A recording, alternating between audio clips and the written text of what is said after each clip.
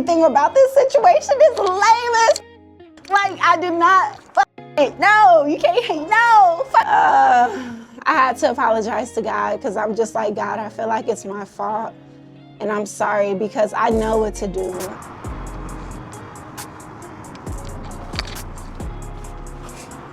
What up, too?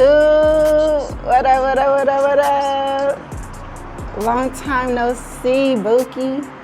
What it do? Let me stir my coffee. She thick. I wish I had some powdered peanut butter to put in here, but 'tis all good. Grateful for what I do have. Bomb. Vanilla bean with dark chocolate. I've been like hyper fixated on my phone. This marches? Yeah. And I hate that for me. Okay, girl, get off your phone. I'm like, where do I begin? Okay, so I was in a bipolar episode the past 3 days. As far as I know, it was the past 3 days. I don't know if it had been longer than that. But all year, I've been going through, well, since last year, honestly, since about May last year, I've had since prior to May last year, since I've been on this medication, I've had a really hard time sleeping through the night. And I'm thinking about getting a dog. Like a service animal that sleeps all day. Okay, so yeah, girl, I was in a bipolar episode and it was mostly a manic episode, which is easier for me to pinpoint than a depressive episode, because sometimes I'm just sad. And when I'm sad, I fight back. I fight hard. I fight with every ounce of me. But when I'm manic, I enjoy it, so I don't fight at all. I just like let it happen. And it's not the greatest, especially because I'm medicated, so I trust me. If I was unmedicated, not gonna lie, I wouldn't be fighting mania. Like, it's just a good time. It's a really good time. Moral of the story, I was manic for 3 days. I had like a 4-hour karaoke session. I cleaned out my fridge properly. I told my sister to clean it out days before. She half-assed it. The only sibling who don't half-ass stuff is my youngest sibling. Like, he'll actually clean. The other two, they will half-ass everything. And I'm like, dang. But anyway, cleaned out my fridge, deep cleaned my cabinets, took out all my seasonings and organized them by size. Organized all my sauces by size. And it was just like, I was just like micro organizing my house section by section, cabinet by cabinet. And I enjoy that. So I'm like, yo, this is the best energy ever. Like, I freaking love mania. I love it. It's a great time for me. And it's not a great time for everyone. And it's not always a great time for me. Like, the last day, yesterday, I had to go out in public, and I take public transportation. And so it was just like anxiety, very anxious, anxiety driven, irritable, didn't want to be looked at. Like, please don't talk to me. Please don't talk to me. And it was just that, but it's over now. Now I'm recovering from it. I was actually supposed to go to church, 2 different churches today. And I was like, it sounds good, but I'm not trying to take that 2-hour commute to go to church today after a 3-day bipolar episode. And I tried to sleep last night and I slept pretty well, but I was still up from 1 to 3, taking a shower, doing my hair. I went to sleep early though, around like 6 or 7. Then I woke back up around 1. So I have more hours of sleep than I've had in a really long time, which is a good thing. I'm gonna ask for some sleeping medication because I don't sleep more than 4 hours at a time. And usually it's like 2 hours. And when I wake up on go. Like I'm ready to do some stuff. I'm ready to be productive. Anyway, that was my last 3 days, just dealing with being bipolar. And it's crazy because I don't wake up, look in the mirror and be like, I'm bipolar. Like, it doesn't occur to me that I have a mental illness until I'm mentally ill. Then it's like, I'll really never be regular. I'll never be normal. I'll never be like everyone else, and no one will understand me unless they do a lot of research or they suffer from the same thing or similar, unless they're neurodivergent. That's good. Wake up, wake up, wake up. It's the first of the month. I just want to give thanks to God for another day, for another year. This is the last month of the third quarter. The third month of the first quarter. The last month of the first quarter. And I am really looking forward to this year. I went into last month because today's only the first, so I'm still reminiscing on February. I really went into February with really big, what's the word I'm looking for? A big word for big, goals. And I fell short of them, and that made me just give up. It discouraged me, so I gave up. It reminded me of when I was in high school in Nevada, and I tried the track team. Didn't know I had another event. I did my events. I did like the 200 and my throwing events because I did discus and shot put. Did not know I had a 100 left. Ate pizza, ate hot Cheetos, had some soda. My uncle was a track coach and he was like, oh, you're running your event. I don't care. You should never did that. And I'm like, bro, like I can't run. Like I'm full. I'm not going to win. So I tied my shoelaces extra tight, thinking it would give me like superpowers. Girl, that slowed me down even more. And I was last place. So I stopped running track because I did not reach my goal of at least being not last. Like that's the goal, to not be the loser of the race. And so that's how I felt when it came to me planning content for February, because I was like, oh, I'm gonna post 10 videos a day, 1 video per platform, per brand. It's gonna be so consistent, blah, blah, blah. And that's when I was like, oh yeah, consistency over intensity. But that was very intense. 10 videos a day, it's very intense. And we're talking long form, short form, all that. And so I wasn't practicing what I was preaching. I was just yapping. I wasn't listening to the words being said from my mouth. And which is why I'm a better listener than I am a speaker. I love to listen.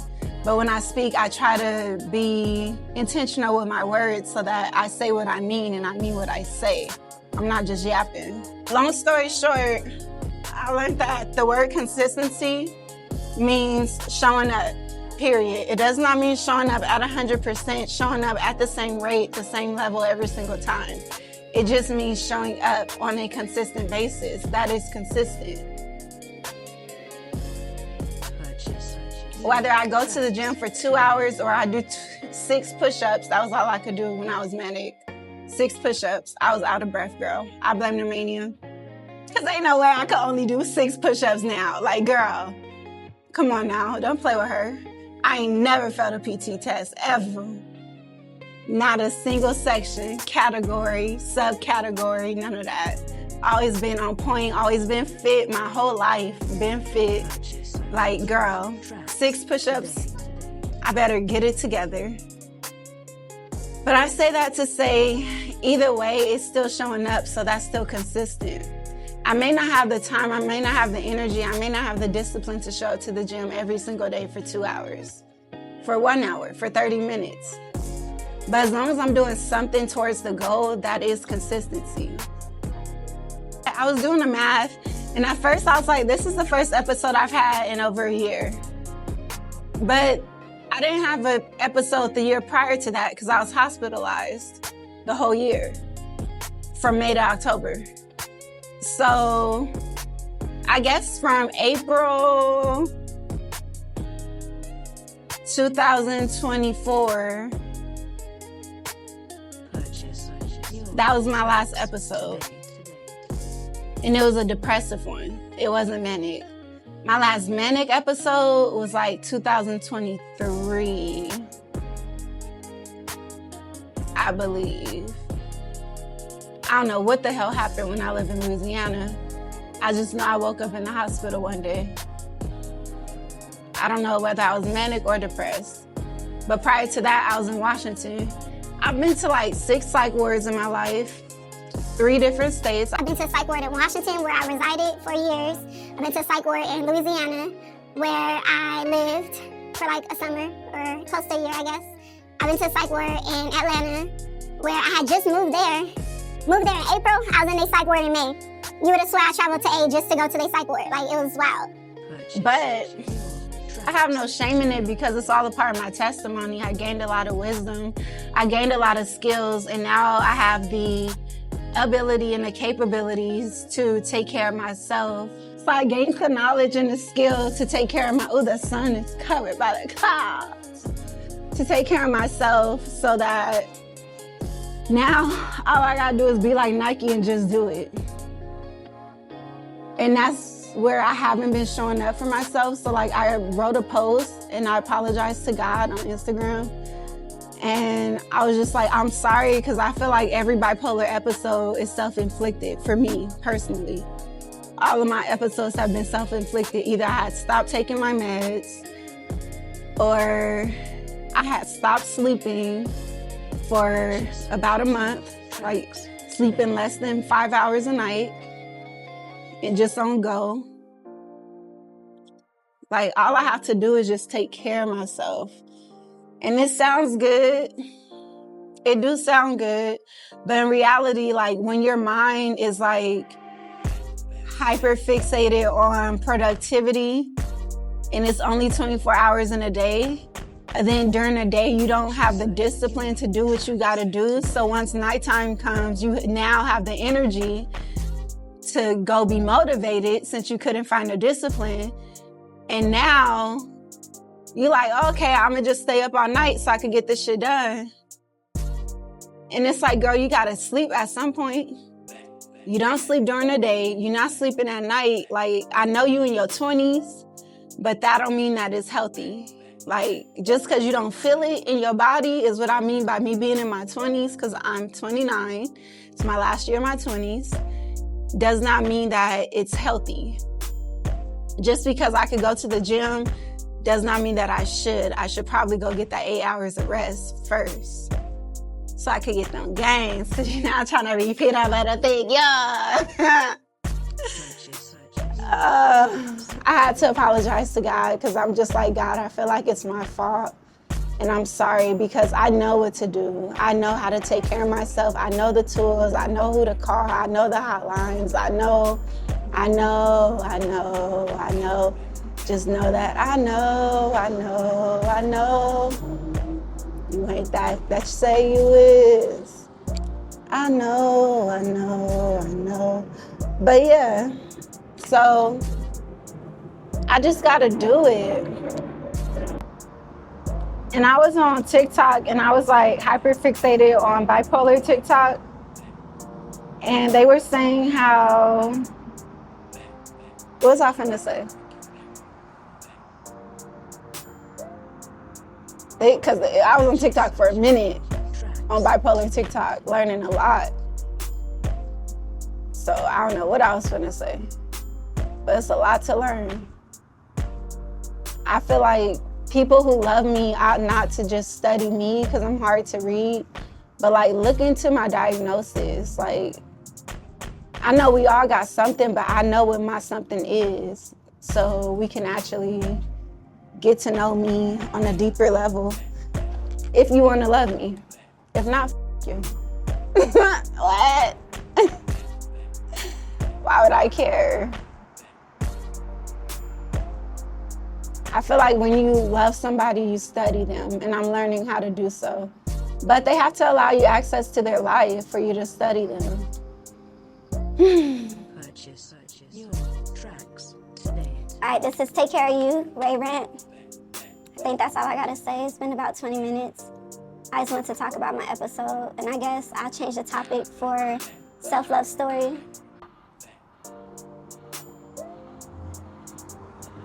Right now, the day after my episode, I just feel numb. My mind is silent. I have no thoughts, I have no goals, I have no urge to be productive. All of that has subsided. On this medication I'm on, I don't actually experience depression anymore, which is a beautiful thing. So I only feel hypomania, which is like a pinch of mania. It's not mania. It's not real mania. Because I've experienced real mania. I was doing dangerous, questionable things, but like the feeling I had was ecstatic. And I wasn't always doing dangerous, questionable things. Sometimes I was making responsible decisions, but my mania does come with psychosis as well. So a lot of shit like felt real that wasn't. It was just, I don't know if I would ever go unmedicated. And going through a bipolar episode has me feeling so like ostracized that, I mean, I had one person who don't even know me that well. It's one person I've been talking to for about a month. I ain't even gonna hold you. And that was the only person through the many of people who were watching me drown during this time on social media throughout these last 3 days. It was one person, cause I make it look like it's a good time, cause it do be a good time, but like at the same time, you could tell that something ain't right. And there was this one person who was reaching out to me during the day, was like, hey, like, do you have someone readily available to you if you need them? Like, how are you feeling? Are you feeling good? Like, how are you feeling? And I said that to say what? Oh, I was saying how I felt ostracized. Like, I feel so outside of this world, to the point where I'm just like, yo, like, I'm not ready to date nobody, because me taking care of myself is a full-time job. And if me taking care of myself is a full-time job, how selfish would it be for me to have a child when I know that bipolar disorder does not just go away? It's something I'm gonna be struggling with for the rest of my life. And this episode, these past 3 days, just proved that just because I'm medicated does not mean, oh, that sucks, I'm not gonna have episodes. And I'm like, what the hell? Because I literally got my medication on time. I did everything I was supposed to do to be healthy other than sleep. And I didn't think that the lack of sleep would cause an episode because I'm medicated. So I'm thinking that's my cure. Like, I understand I have like ups and downs still, but they be so mild that like no one outside of me and anyone who talks to me on a daily basis would understand it. But like the person I've been talking to for a month, and we might just be friends. We talk all day, every day. And I don't think that's normal for like most people. But for me, it's literally lovely. Like, I get to explore my feelings and emotions and have feedback from someone other than ChatGPT. And I get to feel heard and seen and even understood. And I've never felt understood in my life.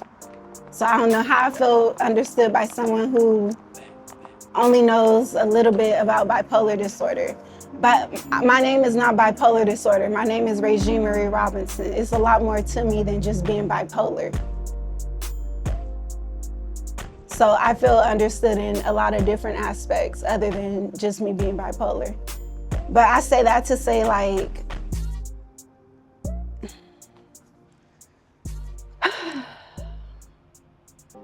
girl, I do a lot of things, although I'm medicated, that still give like, oh, okay, she's not mentally stable. Like, I will quadruple text and not give a I don't care. I got stuff to say. I'm gonna say it. And it's like, I've been in situations where people will ignore the text or they'll only respond to like 1/4 of the text. But now I have this person who is responding to every text, like, just like on it, just like very communicative, thoroughly communicative. And it's lovely. I'm like, damn, you better than a therapist. For real. You is better than a therapist. And if we stay friends for the rest of my life, I would be ecstatic. And I honestly feel that way. Because I'll be feeling like I'm not ready for no relationship anyway. I'm damn sure not ready for no kids. And if I were to have kids, I would want to be married for at least 2 years. I used to say that all the time. Then I got older. And it was like, I want to be married right now. I want to be married right now. Like, I want to have your kids now. I want to have your kids, so let's get married. Like, it became that. When it was like, I've never wanted to have a kid ever in my life. I just wanted security. And I wanted to know that that person is my person. Like, we are connected for life, for the rest of our lives, through something. And that's called trapping a nigga. Like, I wanted to trap a nigga's soul, not physically, but like soulfully. I wanted to know that we're always gonna be intertwined. And you can have that without a kid. Doesn't mean y'all gonna be on good timing for the rest of y'all lives just because y'all got a soul tie or a trauma bond. And that goes for platonic and romantic relationships. But now, so actually, we're gonna talk about my love life in the next on Self-Love Story. Because I want y'all to know why I'm pouring so much love into myself. And also, Ray Dates will be on Self-Love Story. But I'm gonna get a car first before I start dating, because right now the people asking me on dates are on a freaking bus and a train. And I'm like, how do you expect us to go on a date? You think I'm finna ride the bus with you? You're out of your monkey mind. I'm sorry, but I definitely have standards, and that's one of them. Like, I will not struggle with a man I'm not committed to. Why would I do that? Because you're showing me off rip, you have a lack of ambition. How are you older than me and we in the same position? Not to judge, and it's very judgy. It's very judgy. It gets judgy. And I don't mean to judge, but like, I do mean to have standards. And if you 10 years older than me and you trying to holler at me and we on a bus, first off, I'm overstimulated, babes. Not the location to holler at somebody. I'm already overstimulated. It's so many different energy souls obnoxiously slapping me in the face. And then you gonna directly talk to me, trying to get my Instagram. Everything about this situation is lame as fuck. Like, I do not fuck with it. No, you can't, no. Your name, I don't care what your name is. You cannot take me out. You cannot. I'd rather eat ramen all month than for you to take me out to go get some wagyu, some oysters on the beach with a shopping spree. I'd rather eat ramen all month. Because we taking a bus there. And that sounds very shallow of me now that I hear it, but I just don't feel comfortable taking it. I'm not gonna lie to you. I went on a date with one person on the bus, right? And it wasn't a date, we were just friends. And he made it clear that it wasn't a date, right? And that's why I felt comfortable. But had he been like, can I take you on a date? I would have said no. It was more so like, hey, I'm gonna meet up with you to go run your errands. And I'm like, I wouldn't mind some company today. Like, it's whatever. I knew he didn't have a car. He knew I didn't have a car. Moral of the story, I'm gonna say Ray Dates, me dating intentionally for when I might date when I'm in, but I doubt it. I'm gonna intentionally date when I get back to America and when I get my car, which I am adamantly saving up for now. So, yeah. All right, if y'all want to hear me yap some more, come see me on Self-Love Story. And if not, then I love you anyway. I hope you have a wonderful day. And what else rhymes with day anyway? He gonna do what I say. I joke. That's it. Oh yeah, moral of the story, I was just like, with this episode, I was like, I just want to be alone. Like, I don't want to date. I don't want to, but it's nothing wrong with dating. I definitely want to date. Anyway, I'll talk to y'all on the next episode. Actually, on the next page, because I will talk to y'all over on Self-Love Story. We're just going to talk lovey-dovey all day. So yeah, peace.